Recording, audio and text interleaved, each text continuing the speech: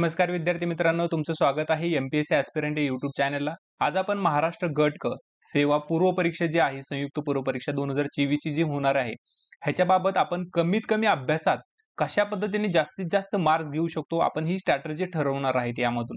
ह्याच्यामध्ये टोटल 7 दिवसाची स्ट्रॅटेजी आहे, ती तुम्ही जर फॉलो केली चांगल्या प्रकारे तर तुम्हाला ह्याच्यामधून चांगले मार्क्स भेटू शकतात। ही स्ट्रॅटेजी आपण तयार करून दिलेली आहे। ह्याच्यामध्ये काहींना लागू पडू शकते किंवा काहींना लागू नाही पडू शकत, कारण हुशार विद्यार्थ्यांना चांगले मार्क्स भेटतात, त्याच्यामुळे त्यांना गरज नाही पडणार। परंतु काहींना जी गरज पडते त्याच्यामध्ये काहींना लागू होऊ शकते ही स्ट्रॅटेजी, त्यामुळे ते चांगल्या पद्धतीने करा। यामध्ये आपण अभ्यासाबाबत महत्त्वाचे काय आहे ते पाहणार आहोत। आता तुम्ही जर काढलेले आहे, तुम्ही जर नोट्स काढलेल्या असतील, त्या नोट्सची रिव्हिजन ही तुम्ही चांगल्या प्रकारे करा। ज्या नोट्स आहेत त्या चांगल्या प्रकारे रिवाइज करा। 2 ते 3 वेळेस तुमच्या रिवाइज झाल्या पाहिजेत ह्या 7 दिवसामध्ये, कारण नोट्स ह्या छोटे असतात। खूप जणांचे मोठमोठे रजिस्टर वगैरे काढले असेल तर मग त्यांना थोडं हार्ड जाऊ शकतं, परंतु तुमची एक रिव्हिजन ते 3 रिव्हिजन पर्यंत तुमच्या रिव्हिजन झाल्या पाहिजेत त्या 7 दिवसामध्ये। तुम्ही आता खूप दिवस झाला अभ्यास करत आहात, त्यामुळे तुम्हाला माहित आहे कोणते टॉपिक येऊ शकतात। जर तुम्हाला जो टॉपिक तुम्हाला हार्ड जात आहे तो टॉपिक तुम्ही चांगल्या पद्धतीने रिवाइज करा, परत एकदा वाचून घ्या त्या टॉपिक बद्दल सगळी माहिती। नंतर आहे गणित आणि बुद्धिमत्ता। आता गणित आणि बुद्धिमत्ता हा सगळ्यांना हार्ड जाणारा विषय आहे। याच्यामध्ये YouTubeला भरपूर जणांचे लेक्चर आहेत, त्याच्यामध्ये मी तुम्हाला सजेस्ट करू शकतो की सचिन ढवळे सरांचे एक 12 लेक्चर आहेत। 12 लेक्चर आहेत, ज्यामध्ये 2012 पासून ते 2000 आतापर्यंत म्हणजे 2024 पर्यंत जेवढे आयोगाने प्रश्न विचारले आहेत, ज्या टॉपिकवर आयोगाने प्रश्न विचारलेले आहेत ते सर्व टॉपिक ह्या 12 लेक्चरमध्ये कव्हर केलेले आहेत। हे 12 लेक्चरची तुम्हाला लिंक सुद्धा मी डिस्क्रिप्शन बॉक्समध्ये देऊ शकतो, त्याच्यावरून तुम्ही हे सचिन ढवळे सरांचे लेक्चर पहा आणि त्याच्यामध्ये तुम्ही टाइम लावून गणित पण सोडवू शकता, जे की तुम्हाला चांगलं जमू शकतं। नंतर त्याच्यामधून तुमचे सगळ्या प्रकारे कव्हर होऊ शकतं। 7 दिवस आहेत, 7 दिवस जर तुम्ही रोज 2 तास जरी गणिताला दिले तरी तुमचं पूर्ण तयार होऊ शकतं, गणित चांगल्या पद्धतीने पूर्ण होऊ शकतं। त्यामुळे शक्यतो तुम्ही गणित आणि बुद्धिमत्तेला हे YouTubeचे लेक्चर बघू शकता। सचिन ढवळे सरांचे किंवा संदीप आरगडे सरांचे सुद्धा लेक्चर आहेत, ते सुद्धा पाहू शकतात। सगळ्यांना वेगवेगळ्या प्रकारे लेक्चर आवडतात, त्यानुसार ते पाहू शकतात। नंतर आहे चालू घडामोडी। चालू घडामोडी जर बघितल्या तर तुम्हाला मी 3 PDF तुम्हाला माझ्या टेलिग्राम चॅनलला टाकेल, ते टेलिग्राम चॅनल तुम्ही जॉइन करा। त्याच्यावरून तुम्हाला ते 3 PDF जे आहेत ते तुम्ही वाचून घ्या चांगल्या पद्धतीने तुम्हाला, आणि त्याच्यामधून भरपूर प्रश्न तुमचे कव्हर होऊ शकतात ही आशा आहे। कारण मी त्या नोट्स आहेत त्या एका सरांच्या नोट्स आहेत, ज्या तुम्हाला घेतल्याच्या नंतर समजूनच जाईल। त्या नोट्स तुम्ही चांगल्या प्रकारे रिवाइज करा। नंतर आहे रिव्हिजनमध्ये प्रत्येक सब्जेक्ट महत्त्वाचा असतो। म्हणजे रिव्हिजन करायला गेलं की सायन्स आपल्याला आवडत नाही म्हणून त्याची रिव्हिजन आपण टाइमपास म्हणून करतो, तसं नका करू। प्रत्येक सब्जेक्टची चांगल्या प्रकारे रिवाइज करा। जो हार्ड जातो आहे त्या सब्जेक्टला जास्तीत जास्त रिवाइज करा। जो सोपा आहे त्याला रिवाइज करण्याची गरज नाही पडत जास्तीत जास्त प्रमाणामध्ये, परंतु जो हार्ड सब्जेक्ट आहे त्याचं रिव्हिजन हे चांगल्या प्रकारे झालं पाहिजे, असं तुम्ही करा। नंतर आहे मार्क्सचं वर्गीकरण। आता ह्याच्यामध्ये आपण एक्झामला गेलो तर काही जणांचा अटेम्प्ट खूप 90च्या वर जातो, काहींचा पार 100 पैकी अटेम्प्ट होतो। हे न करता आपल्याला कशा पद्धतीने अटेम्प्ट ठेवल्याच्या नंतर जास्तीत जास्त निगेटिव्ह पण जाणार नाहीत आणि आपल्याला चांगले मार्क्स भेटतील, हे वर्गीकरण ह्या मी स्लाइडमधून दिलेलं आहे। आता इतिहासाचे मार्क्स आपल्याला माहित आहे 10 प्रश्न सध्या येतात इतिहासाला, त्याच्यामध्ये खूप जणांना 5 प्रश्न तरी बरोबर येऊ शकतात, जे 50-50% राहतात। त्याच्यामध्ये सुद्धा 6 प्रश्न तुमचे बरोबर आणू शकता चांगल्या पद्धतीने।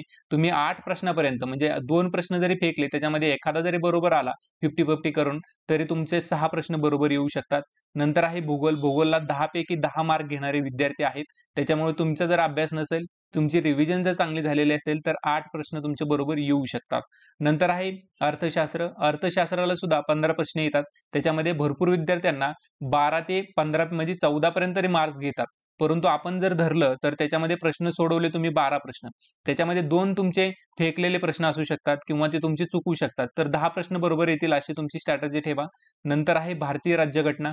भारतीय राज्यघटनेला जरी पाहितलं तर 15 पैकी 15 मार्क्स पोरं घेतात, कारण खूप साऱ्यांना आता मागची जी कंबाईन झाली त्याच्यामध्ये पोरांचे 15 पैकी 15 प्रश्न बरोबर आहेत, तर त्याच्यामध्ये तुम्ही 12 प्रश्न तरी बरोबर आणण्याचा प्रयत्न करा म्हणजे करा, कारण तुम्ही जास्त पण घेऊ शकतात, परंतु 12 प्रश्न बरोबर आणा। कारण काहींना अर्थशास्त्राला कमी येतात, ते हे आपलं राज्यघटनेला जास्त येऊ शकतात, त्याच्यानुसार तुम्ही मॅनेज करू शकता। नंतर सामान्य विज्ञान। सामान्य विज्ञान हे सगळ्यांना हार्ड जाणारा विषय आहे, त्याच्यामध्ये भरपूर जणांना 10च्या वर कुणालाच मार्क येत नाहीत। 90% मुलांना 10च्या वर मार्क येत नाहीत। खूप मोजके मुलं असतात जे की सायन्स बॅकग्राऊंडमध्ये झालेलं असतं वगैरे, त्यांचे चांगल्या प्रकारे मार्क्स येऊ शकतात, परंतु 12 प्रश्न ठेवा, जास्त रिस्क घेऊ नका। 10 ते 12 प्रश्न सोडवण्याचा प्रयत्न करा, त्याच्यामध्ये काही फेकलेले प्रश्न असू शकतात, परंतु 8 प्रश्न हे बरोबर येतील अशा पद्धतीने तुम्ही ते प्रश्न सोडवा। नंतर आहे चालू घडामोडी। चालू घडामोडीला आपण कंबाईनला बघितलं, सगळ्यांना 4, 5 किंवा 6 प्रश्न बरोबर आहेत. ह्याच्यावर कुणाचेही प्रश्न गेलेले नाहीत. त्याच्यामुळे शक्यतो 10 ते 12च प्रश्न याच्यामधले सोडा. कारण ते तुम्हाला मार्क देऊ शकतात. 10 ते 12 मध्ये 8 मार्क तरी तुमचे इथे येऊ शकतात किंवा काही-काहींना काय होतं, सामान्य विज्ञानामध्ये जास्त येऊ शकतात आणि करंटमध्ये कमी येऊ शकतात. असं पण होऊ शकतं किंवा भारतीय राज्यघटनेमध्ये जास्त येऊ शकतात, सामान्य चालू घडामोडीला कमी येऊ शकतात. हे असं मॅनेज होऊ शकतं. परंतु 8 प्रश्न तरी बरोबर येतील चालू घडामोडीला, अशा पद्धतीने तुमची स्ट्रॅटेजी ठेवा. नंतर आहे गणित बुद्धिमत्ता. गणित बुद्धिमत्ता जर बघितलं आपली तर 20 प्रश्न येतात. सगळ्यात महत्त्वाचं ह्याच्यावर ठरलं जातं तुमचं मेरिट. तर कारण भरपूर विद्यार्थ्यांना गणित बुद्धिमत्ता सोडत नाहीत, परंतु तुम्ही टाईम लावून सोडवा. तुमचे ह्याच्यामध्ये 18 प्रश्न जर सोडवले तुम्ही, 18 प्रश्न भरपूर जणांना होत नाहीत. 2-3 प्रश्न ठोकतात मुलं. त्याच्यामुळे तुमचे 15 प्रश्न तरी ॲक्युरेट बरोबर आले पाहिजेत. अशा पद्धतीने स्ट्रॅटेजी ठरवा. म्हणजे तुमची जर ही बेरीज केली आपण, तुम्ही बरोबर येऊ शकतात असे प्रश्न सोडवले सगळे, तर तुमचे 67 प्रश्न बरोबर येऊ शकतात. आणि जर तुमचा अटेम्प्ट 87 झाला, मग हे सगळे मी जसं सांगितलं तशा पद्धतीने तुम्ही अटेम्प्ट ठेवला, 87 अटेम्प्ट होईल. तुमचे 20 प्रश्न तुमचे चुकू शकतात. म्हणजे 20 प्रश्न जर चुकले, तर तुमचे 5 प्रश्न हे निगेटिव्ह जाणार आहेत. म्हणजे 67 मधून जर तुम्ही 5 प्रश्न मायनस केले, तर तुमचा 62 प्रश्न हे बरोबर येऊ शकतात. आणि तुम्ही 62 प्रश्न जर बरोबर आणले, तर तुम्ही एक्झाममध्ये इन असू शकता, मुख्य परीक्षेला तुम्ही बसू शकता. ही स्ट्रॅटेजी तुम्ही चांगल्या पद्धतीने तयार करा. स्वतःच्या ह्याच्यानुसार तयार करा. मग स्वतःला वाटलं की मला इतिहासाला अजून चांगले मार्क्स भेटू शकतात, तशा पद्धतीने तुम्ही तयार करू शकता. ही स्ट्रॅटेजी मी फक्त एक तुम्हाला ह्याच्या उदाहरण म्हणून दिलेली आहे.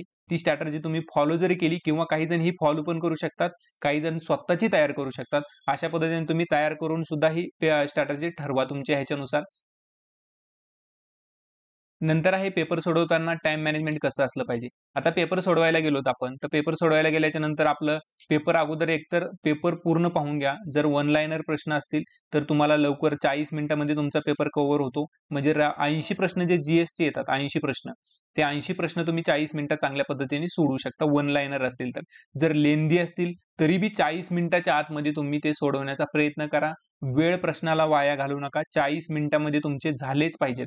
कारण गणित बुद्धिमत्तेला तुम्हाला 20 मिनिटं द्यावेच लागतात. कारण 20 प्रश्न आहेत, 20 मिनिटं दिलेच पाहिजेत. इथं 18 मिनिटे पण होऊ शकतात काहींचे. त्याच्यात काही ही नाही, वाद नाही. परंतु तुम्ही 20 प्रश्न म्हणजे 20 मिनिट देण्याचा तरी प्रयत्न करा, म्हणजे करा हमखास. म्हणजे 60 मिनिटाचं तुमचं नियोजन चांगल्या पद्धतीने होऊ शकतं. कारण हे जे आहे, हे खूप महत्त्वाचं आहे, की 20 मिनिटं देणं इथं आणि इथं 40 मिनिटं किंवा 45 मिनिटात सुद्धा कव्हर करू शकता किंवा 48 मिनिटात सुद्धा कव्हर करू शकता. सॉरी 45 मिनिटात सुद्धा कव्हर करू शकता. हे अशी स्ट्रॅटेजी तुम्ही ठेवा टाईम मॅनेजमेंटची. पेपर सोडवताना काय काळजी घ्यायला पाहिजे? ह्याच्यामध्ये सगळ्यात महत्त्वाचं असतं, की तुमचा रोल नंबर. भरपूर जण विद्यार्थी काय करतात, तर रोल नंबर चुकवतात. हे रोल नंबर म्हणजे मार्क्स चांगले येतात, पण रोल नंबर चुकलेले असतात. असं का करू नका. रोल नंबरला वेळ भेटतो तुम्हाला, तर रोल नंबर हे चांगल्या पद्धतीने लिहा तुम्ही. सर्व माहिती ही तुमची व्यवस्थित भरून घ्या. त्याच्यामध्ये सिग्नेचर असेल, सिग्नेचर व्यवस्थित भरून घ्या. तुमचा क्वेश्चन पेपरचा जो सेट असेल, तो चांगल्या पद्धतीने व्यवस्थित भरून घ्या. त्याच्यामध्ये तुम्ही पूर्ण अर्धा तास अगोदर तुम्हाला पूर्ण ती आन्सर शीट दिली जाते. त्याच्यानुसार तुम्ही ते प्रश्न चांगल्या पद्धतीने सोडून घ्या. जे रोल नंबर असेल, त्याची माहिती असेल, ती व्यवस्थित भरून घ्या. पेपर भेटल्याबरोबर गडबडून न जाता डोक्याने पेपर सोडवा. शांत डोक्याने पेपर सोडवा. म्हणजे पेपर भेटला तुम्ही, काय होतं, की तुम्ही फास्ट पेपर लगेच उघडता, की लगेच सोडवायला सुरू करता. असं न करता पेपरमध्ये बघा वन लाइनर प्रश्न आहेत का वगैरे हे सर्व माहिती शांत डोक्याने पहा. 1-2 मिनिट जाऊ द्या. त्याच्यामध्ये पेपरचे पानं उलटून बघा 2 मिनिटामध्ये आणि नंतर पेपरला चांगल्या प्रकारे सुरुवात करू. काहींना जर सुरू करायचं असेल तर करू शकतात. मी स्ट्रॅटेजी फक्त एक सांगण्याचा प्रयत्न करत आहे. त्यानुसार फॉलोच करा असं नाही. परंतु तुम्ही करू शकता अशा पद्धतीने. नंतर पेपरचे सर्व पेज पाहून पेपर हार्ड आहे की सोपा आहे असे कॅल्क्युलेशन करून त्यानुसार पेपर सोडा. मग पेपरचे जर सर्व तुम्ही पेज पाहितले तर वन लाइनर प्रश्न किती आहेत वगैरे, मॅथेमॅटिक्स सोपा आहे का हार्ड आहे, त्यानुसार तुमचं टाईम मॅनेजमेंट सुद्धा तुम्ही चांगलं कॅल्क्युलेशन करून ठरवू शकता. तर टाईम मॅनेजमेंट चांगलं करू शकता. ह्याच्यामध्ये टाईम मॅनेजमेंट तुमचं चांगलं होईल. जर वन लाइनर प्रश्न असेल, तुमचा पेपर फास्ट होतो. जर लेंदी पेपर असेल तर मॅथेमॅटिक्स सुद्धा मग त्याच्यामध्ये सोपं येऊ शकतं. त्यानुसार तुम्ही टाईम मॅनेजमेंट करू शकता. तुमचे अटेम्प्ट सुद्धा चांगल्या पद्धतीने होऊ शकतं. जर लेंदी प्रश्न असेल तर अटेम्प्ट कमी होतो. जर तुमचं म्हणजे हार्ड प्रश्न असेल सुद्धा अटेम्प्ट कमी होतो. परंतु सोपा पेपर असेल तर अटेम्प्ट जास्त होतो. त्याच्यानुसार तुम्ही तुमचा अटेम्प्ट सुद्धा मॅनेज करू शकता. नंतर आहे जो विषय सोपा जातो त्यानुसार सुरुवात करू शकता. म्हणजे जर तुम्ही एखाद्याला एखादा विषय सोपा जातो, जर तुमचं माइंड फ्रेश ठेवण्यासाठी तुम्ही असं सुद्धा करू शकता, की जो जिओग्राफी काहींना सोपा जातो, जिओग्राफी सोडा, काहींना पॉलिटी सोपं जातं, पॉलिटी सोडा. त्यानुसार सुरुवात जरी केली तरी चालू शकतं किंवा पहिल्यापासून लास्टपर्यंत जरी सोडलं तरी सुद्धा चालू शकतं. पण मॅथेमॅटिक्स हे शेवटचे 20 मिनिटच मॅथेमॅटिक्सला दे हे लक्षात ठेवा आणि पेपरची जशी प्रॅक्टिस केली तुम्ही, काहींनी प्रॅक्टिस केली असेल पेपर सोडवण्याची, तसाच पेपर चांगल्या पद्धतीने सोडवा आणि गोल करताना काळजी घ्या. आता काही जण काय करतात, पेपर सुरुवात झाली, पेपर पहिला प्रश्न सोडवला, लगेच गोल करतात. तसं सुद्धा तुम्ही स्ट्रॅटेजीनी करू शकता, कारण ह्यानी काय होतं, तुमचा प्रश्न जे गोल करण्याचे आहे ते चुकण्याचे चान्सेस कमी होतात. जर तुम्ही पूर्ण पहिल्या पेजवर, दुसऱ्या पेजवर असे दोन्ही पेजवरचे प्रश्न एकदाच गोल करायला गेला तर तुमचं चुकू शकतं. त्यामुळं जो प्रश्न सोडवलाय त्याच्यानुसार लगेच जरी गोल केलं तर चालू शकतं किंवा काहींना जर प्रॅक्टिस केलेली असेल तशा पद्धतीने तुम्ही करू शकता. नंतर स्पीड मेंटेन ठेवा. आता काय होतं, एखादा प्रश्न लेंदी येतो किंवा प्रश्न हार्ड येतो, त्याच्यानुसार तुमचं स्पीड जे आहे ते मेंटेन ठेवण्याचा प्रयत्न करा. जास्त वेळ गुंतून राहू नका, कारण 1 तासामध्ये पूर्ण पेपर कव्हर होत नाही. मॅथेमॅटिक्स सुद्धा सोडवायचं असतं तुम्हाला. त्याच्यामुळे स्पीड मेंटेन ठेवण्याचा प्रयत्न करा. जे पहिलं स्पीड घेतलेलं आहे ते शेवटपर्यंत टिकलं पाहिजे. अशा पद्धतीने तुम्ही स्पीड मेंटेन ठेवा आणि गणित बुद्धिमत्तेला वेळ ठेवून जे सोपे गणित आहेत आणि जे वेळ खाऊ गणित नाहीत ते अगोदर सोडा. म्हणजे जे गणित सोपे आहेत त्याच्यावर जास्तीत जास्त भर द्या. म्हणजे जर तुमचे 20 गणित असेल, 20 पैकी मी सांगतो तुम्हाला 12 प्रश्न हे सोपे असतात. त्याच्यामुळे सोप्या गणितावर म्हणजे वन लाईनर असतात वगैरे छोटे-छोटे गणित असतात. त्याच्यामधून तुम्ही हे 12 प्रश्न अगोदर सोडून घ्या. ते मार्क्स अगोदर पदरात पाडून घ्या आणि नंतर जे वेळखाऊ प्रश्न राहिलेले आहेत, जे 5-6 प्रश्न असतात, जे की तुम्ही वेळखाऊ असतात, ते प्रश्नावर भर द्यायला सुरुवात करा आणि ते प्रश्न मग सोडून घ्या. ही अशी स्ट्रॅटेजी जरी तुम्ही पेपर सोडवताना राबवली चांगल्या पद्धतीने, तरी तुम्हाला चांगले मार्क्स भेटू शकतात.